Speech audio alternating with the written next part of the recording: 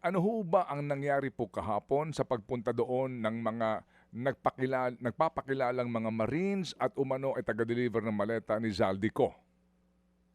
Well, nagpapasalamat po ako dahil finally pumayag sila na magkaroon ng pagtatanong ng individual na pagtatanong at nagkaroon po ng statement na sila. Kinuhaan po ng statement ng ating pong mga ahente ng investigador at natapos naman po, nakuhaan lahat yung 18 po at dumating. Pero nung pipirmahan na po yung kanilang salaysay, ay 6 lang po yung nakapirma. Yung 12 po, biglang si Attorney Balicod ay re-reviewin daw niya po yung mga salaysay, humihingi ng kopya at may mga kailangan daw pong ayusin. Eh siyempre po, hindi po pumayag yung ating mga ahente dahil yun na po yung personal recollection ng 18 eh. Kailangan na lang pong pirmahan, i-reduce lang po into a document, into a writing. Na meron naman po na nanood na po sa NBI yung mga dokumento po na yan. Opo. So yung 6 po pinirmahan, yung pong 12 ay hindi pa daw po pinapipirmahan kasi under review ni Attorney Baligod. Ano ang disposisyon sa pagkakataong yun ng NBI?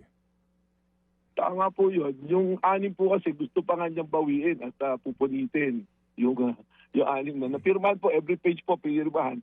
Humingi po sila ng kopya, hindi naman po namin sila pwedeng bigyan ng kopya. Bakit po? Dahil may department order po, number 48, noong 2017 po, na inilabas po ang Department of Justice na hindi dapat ibigay ang mga CP ng ganyan pong investigasyon hanggat hindi po ito nadadala sa korte at full blown na kaso na. Pangalawa po, there is a case decided by the Supreme Court, yung pong Chavez versus Public Estate Authority, na sinasabi po hindi po yung absolute yung right to information. Pagka po subject to investigation, hindi po pwedeng i-release po ang mga dokumento pong yan. Pero hindi ba karapatan nung ito ho ba in a form of affidavit na kumbaga, attorney? Question and answer po ito. Tapos yun naman po, yung buong proceedings, recorded naman po yan, na-capture naman po sa video recording. Kaya at saka nga po yung 6, kaya sila pumirma, binigay sa kanila yung kopya bago nila pirmahan, binasa po. Kasi nangyari po niyan, separate na si Atty. Balicod, tumilipat-lipat.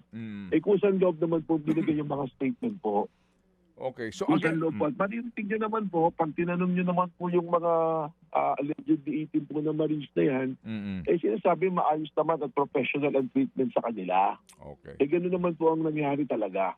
Apo. Pero sir, again, just to just to enforce itong binabanggit nyo ng mga panuntunan po sa Supreme Court decision, hindi ba common sense na kung ako ay nagkaroon ng sinumpaang salaysay, no, dito sa NBI, sa harap ng NBI agent, di ba pwede ako makakuha ng kopya man lang para at least may file copy ako?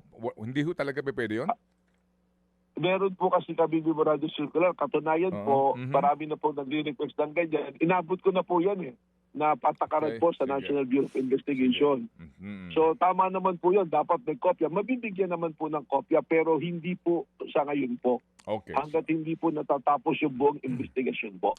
Mga kapatid, para sa iba pang mga balita at impormasyon, sundan niyo po kami sa X, Instagram, Facebook at syempre sa TikTok, True Network PH. Mag-subscribe din po kayo sa aming YouTube channel, True Network. May website din po tayo, truenetwork.ph, at pwede nyo rin po kaming mapanood sa Channel 19 ng aming True FM TV. Lagi pa rin makinig sa radyo dito po sa 105.9 True FM dahil dito, laging true sa'yo, kapatid. Dito tayo sa totoo, tunay at tapat.